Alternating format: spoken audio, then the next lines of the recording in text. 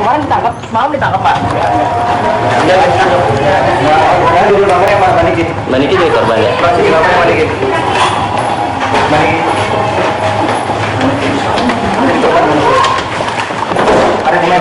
Nah, inilah Nikita Mirzani hari ini ya, tadi sekitar pukul 11 siang tadi.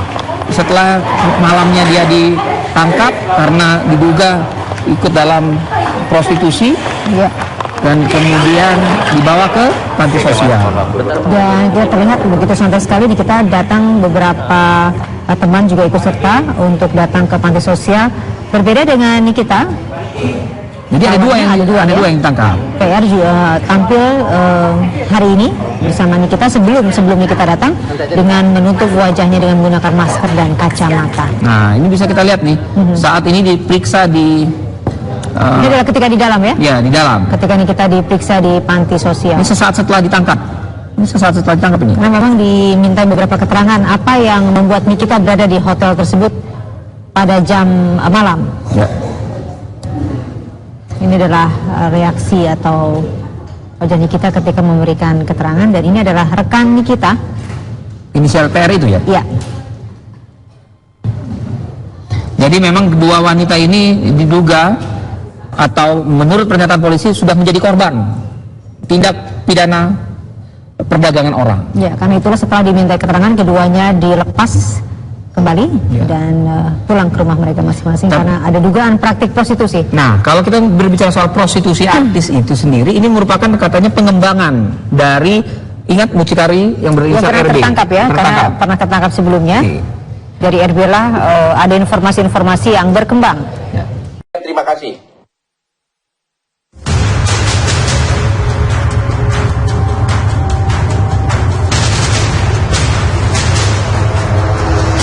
Pada waktu dia ganti pakaian, yang namanya wanita ganti pakaian dibuka, ya memang dalam keadaan pakai pakaian dalam saja, kemudian masuk, ya, masuk rombongan, artinya digerebek.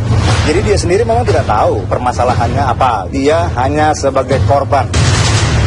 Kebetulan korbannya adalah artis dan juga model dan juga catwalk, dia model pakaian begitu, atas nama NM dan satu lagi PR.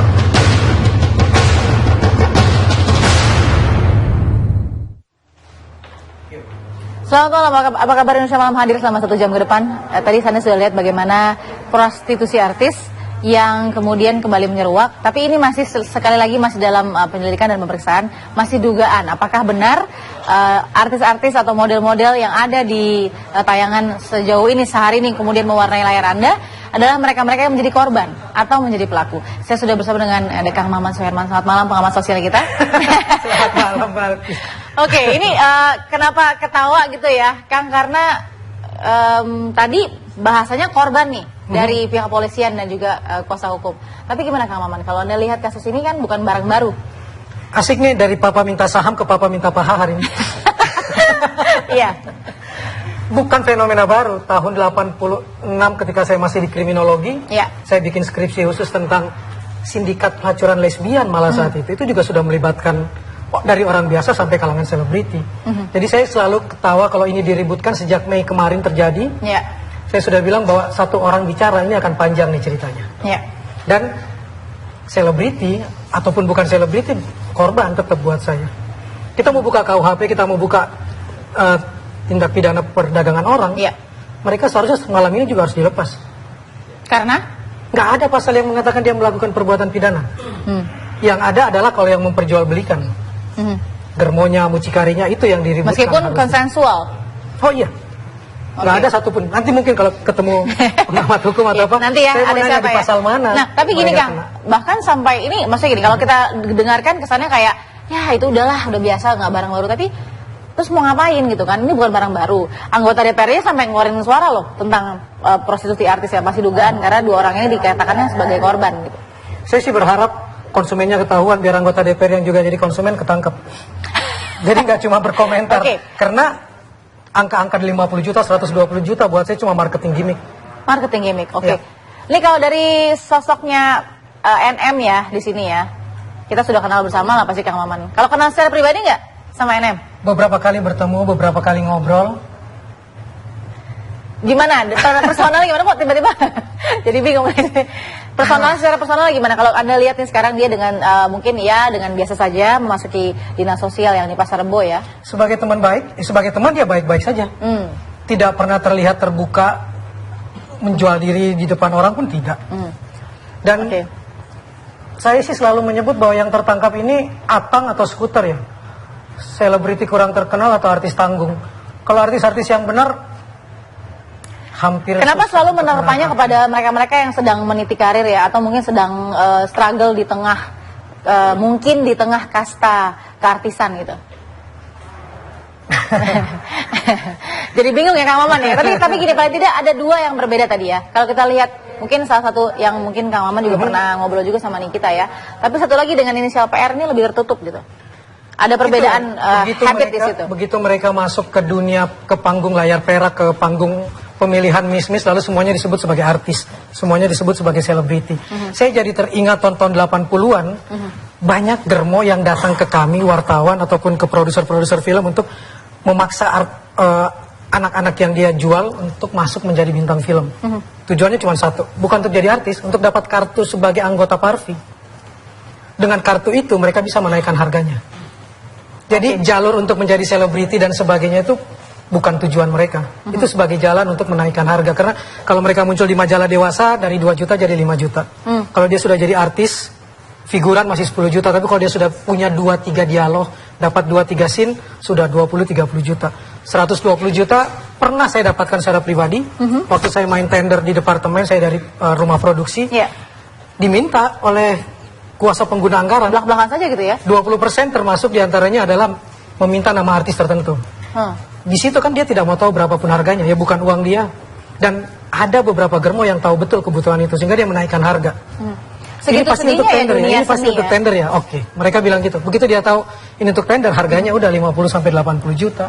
Oke, kita dengarkan dulu. Kalau tadi kan Kang Maman bilang sudah pernah beberapa kali berbincang gitu ya sama Nikita ya, tahu lah secara personal dan tidak personal mungkin. Kita dengarkan dulu mungkin pada saat itu Nikita juga pernah berbagi sebelumnya waktu prostitusi online itu sempat boom ya. Yang bulan Mei. Yang bulan Mei ya. Nah, dia juga sempat memberikan ya pengalamannya di program Indonesia Liars Club TV One.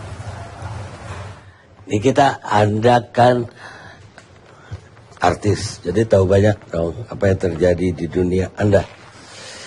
Terus, apa Anda masuk dalam daftar? Aduh, kalau dalam aku assalamualaikum warahmatullahi wabarakatuh dulu. Ya, kalau masuk dalam daftar sih enggak. Enggak ya? Gitu. Aduh bingung. Enggak lah, insya Allah jangan sampai. Apa yang Anda lihat di dunia Anda? Dalam apa nih? Ya kan dunia Anda dunia artis tuh.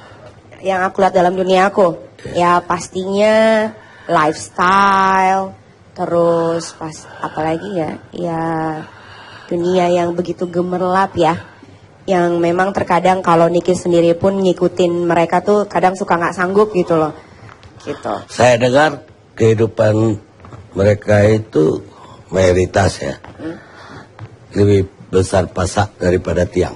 Kebanyakan seperti itu, gitu. Jadi gini ya. Niki ada beberapa temen Niki yang seperti Om Anwar bilang bukan artis gitu kan, cuman ikut beberapa kali FTV kayak gitu.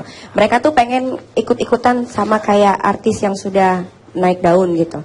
Kayak mereka mau tas mahal yang harganya ratusan juta, akhirnya mereka side jobnya melakukan seperti itu. Dan kadang memang betul juga, kadang mereka syuting hanya sebagai figuran atau cuma 2 scene 3 scene itu mereka untuk menaikkan harganya untuk menjual dirinya kayak gitu.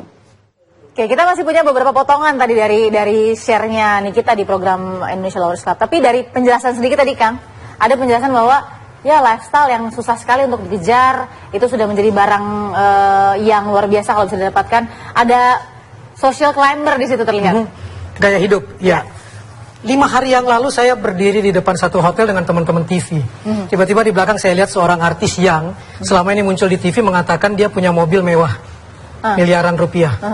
Tapi dia nggak berani keluar dari hotel situ karena kita masih banyak di depan. Saya suruh teman-teman yang lain pergi duluan, saya biar berdua. Baru mereka keluar dan kemudian naik dengan mobil kijang tua. Padahal yang dia aku, mobilnya itu mobil-mobil M yang selama ini muncul. diwawancara di televisi dia bilang mobil saya cuma 2 ini dan ini. Tapi sambil menutup muka dan keluar dari hotel misalnya. Gaya hidup menurut saya, dan ketika saya bertanya dengan teman yang tahu pemilik-pemilik mobil mewah, mereka tahu bahwa itu cuma sewaan. Oke, wow. Itu Jadi gaya hidup betul. Gaya hidup ternyata bukan kebutuhan hidup ya, gaya hidup. Kang, kita tidak berdua saja, Kang. Kita undang lagi nih. Kalau tadi kan Kang Maman kan mengatakan korban. Itu semua korban. Tapi sama nggak kira-kira sama pikirannya ada Kang Asep Iriawan? Selamat malam, Kang. Selamat malam. Kang, satu pertanyaan sebelum kita jeda. Pantaskah seorang Nikita Mirzani dibebaskan? Karena gini, kita kan kalau soal bebas membebas itu, Iya atau tidak? Iya atau tidak? ya kan hukumnya iya harus dibebaskan. Nanti kita jelaskan kenapa ya. Sesaat lagi kita bersama kami. Nah, pada waktu dia ganti pakaian, yang namanya wanita ganti pakaian dibuka, ya memang dalam keadaan kaki bagian dalam saja, kemudian masuk, ya, masuk rombongan, artinya digerbek. Jadi dia sendiri memang tidak tahu permasalahannya apa, dia hanya sebagai korban. Kebetulan korbannya adalah artis dan juga model dan juga catwalk, dia model pakaian begitu, atas nama NM dan satu lagi PR.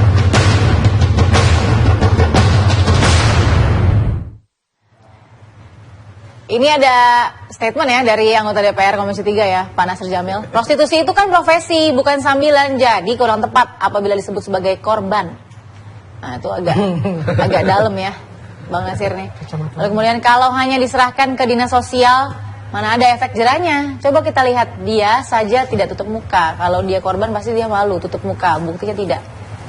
Oke, ini ada opini yang sudah diberikan oleh anggota DPR ya di Komisi 3. Oke, Kang Asep, tadi kan saya pertanyaannya, Mbak, ini sesuai sama nggak sama Bang Nasir? Layak nggak kemudian seorang Nikita harus dilepaskan dan dimasukkan ke dinsos gitu? Seorang hukum harus ngomong hukum, ajasnya legalitas. Nah, orang tuh dinilai perbuatannya apa bisa dipertanggungjawabkan. Nah, ketika katakanlah dunia lendir, dunia licin begini kita bicarakan, kan orang melaknat dan menikmati tapinya kan. Nah, ketika dibacakan, apakah orang itu kena dipidana?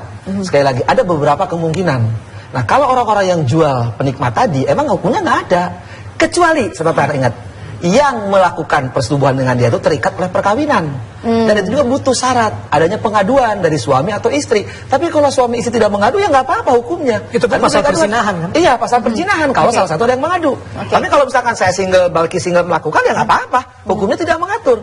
Ya, katakan sekarang yang menjajakan seks itu para artis atau selebritis atau apapun namanya, dia single, melakukan dengan single. Hukum Indonesia tidak menganut, sekali lagi. Oke, kalau berangkatnya dari kesaksian atau mungkin pendalaman pengadilan nih ya, Kang, di Robi ya, Robi Asman itu kan, ketika polisi memilih untuk kemudian menggerebek dengan hanya bukti sebuah slip transfer, itu sudah cukup untuk melakukan penggerebekan? Di Undang-Undang Perdagangan Orang 2007 itu dikatakan bahwa satu bukti dari korban itu sudah cukup. Karena ada alat bukti di samping alat yang disebut kuhap, ada alat bukti lainnya yang di Undang Perdagangan Orang, termasuk dokumen elektronik itu.